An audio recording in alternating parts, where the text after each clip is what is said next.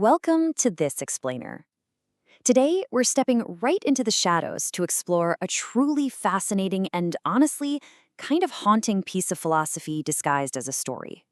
We're unpacking the Violet Paradox, which is this incredible, grimdark, gothic fable that takes us on an intense journey from absolute existential decay all the way to a radical, terrifying rebirth.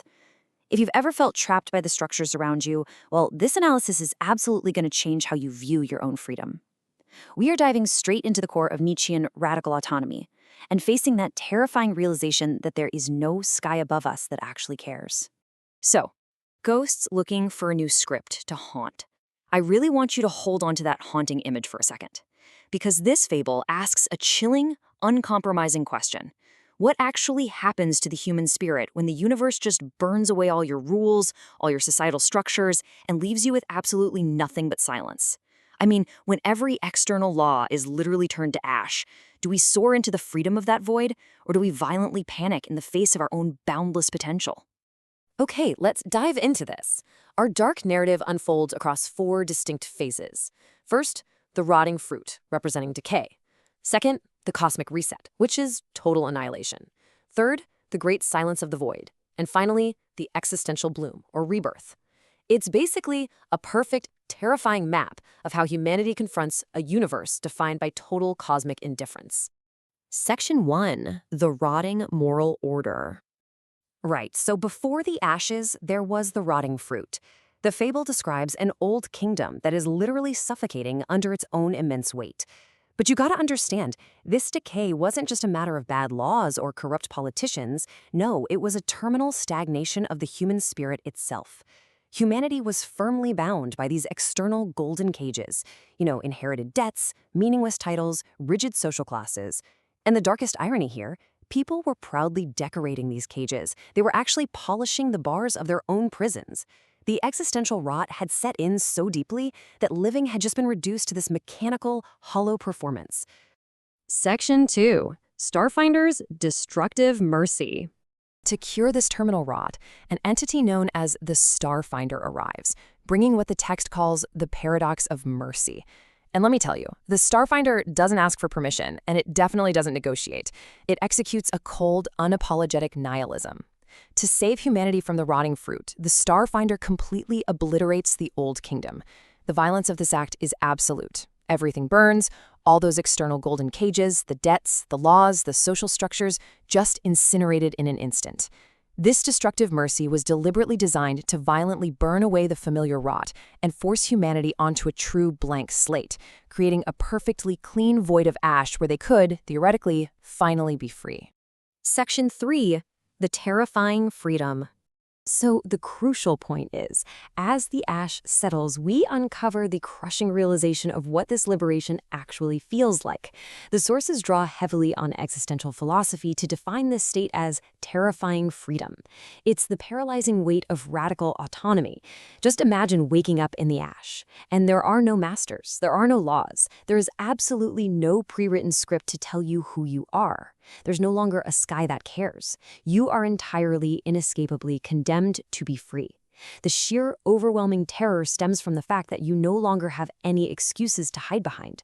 You're now the absolute author of your own meaning. And for a dull spirit accustomed to the cage, well, that infinite power is utterly horrifying. Section 4. Architecture of Internal Cages. Now, instead of rejoicing in this new radical autonomy, humanity completely panics. We see this through 3 dark parables of the survivors, and it proves just how deeply humans prefer familiar prisons over absolute freedom. Take Theseus, for example. Handed the ultimate blank slate, the very first thing he does is desperately search for the vinegar of his old cages. In this tragic display of dark comedy, he literally sits in the ash, polishing a broken shackle, rather than risking a single step out into the sun. He's that ghost looking for a new script to haunt. Then there's Niobe. She's so deeply terrified of the freedom to begin, the crushing weight of having to author her own future, that she refuses to move at all. She chooses instead to become a rooted monument to her own grief. And finally, Midas. Midas so desperately craves the sharp, familiar sting of the master that he takes a common weed, a gilded thistle, and crowns it as the new law. This gilded thistle is what the fable calls the new idol. You see, the Starfinder succeeded in burning down the physical kingdom, but the survivors just instantly built new ones. The tragedy here is profound. Humanity possesses the verdant spark of life, this raw, beautiful energy of becoming and creation. Yet, they use that magnificent energy only to water a weed with their own blood. They build a monument to insignificance out of a deep, inescapable compulsion to serve. The real revelation is that the prison wasn't just the physical kingdom, the architecture of the cage was inside their souls all along. Section 5. The Cold Observer's Critique. Watching this endless cycle of self-imprisonment unfold, we encountered the verdant sage. The sage watches Midas bleeding on the thistle and just laughs with this dark, mocking irony. The sage declares, their essence was always that of the slave. It's a completely fatalistic view, right? The sage believes that humanity is fundamentally broken, that we're going to eternally use the magnificent gift of life to build monuments to our own insignificance, simply because we're too weak, too terrified to exist without a master's whip. But this is countered by the perspective of the cold observer, who notes simply that survivors carry their prisons in their very souls. The cold observer represents absolute cosmic indifference. Whether humanity chooses to choke on emerald vines, bleed out on a thistle, or bravely manage to bloom, the indifferent stars remain completely unchanged. The universe doesn't judge the internal cage, it simply does not care if you free yourself or not. Now, what's really interesting about this slide is how it exposes a profound philosophical clash at the heart of the fable. The verdant sage looks at the ashes and concludes that humanity has an inescapable compulsion to serve, that we are meant for cages and can never handle radical autonomy. However, the cold observer offers a much deeper critique of the Starfinder's entire mission. The observer realizes that the Starfinder's paradox of mercy was doomed from the very start. Physical destruction, turning a sprawling kingdom into a clean void of ash, absolutely cannot cure internal slavery. You can burn down the castle, you can melt the iron bars, but you cannot burn away the psychological compulsion to kneel. Section 6. The Violet of Rebirth. And this brilliantly illustrates the ultimate, terrifying choice humanity faces in the ash. On one hand, you can reach for the hollow reed. These are the comforting lies. It's the desperate, pathetic belief in a sky that cares, the toxic illusion of false masters that we saw with the gilded thistle. It feels safe, for sure, but it's a self-imposed prison. Or, on the other hand, you can choose the violet wheat. The violet represents true existential hope.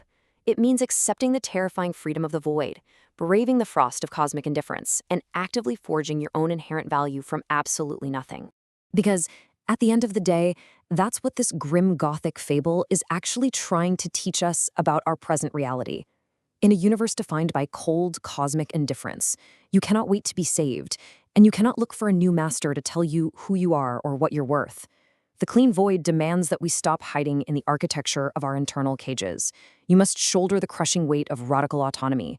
You must become the absolute author of your own meaning. You literally have to be the one to bloom in the ash. Which leaves us right here, staring into the great silence of our own lives. When all your familiar structures fall away, how will you respond? Are we truly condemned to be free, to shoulder that terrifying, magnificent weight? Or will you, when faced with the absolute blank slate of tomorrow, simply build a new cage out of the ashes? Take that thought with you today. Thank you so much for joining me on this explainer, and keep questioning the cages around you.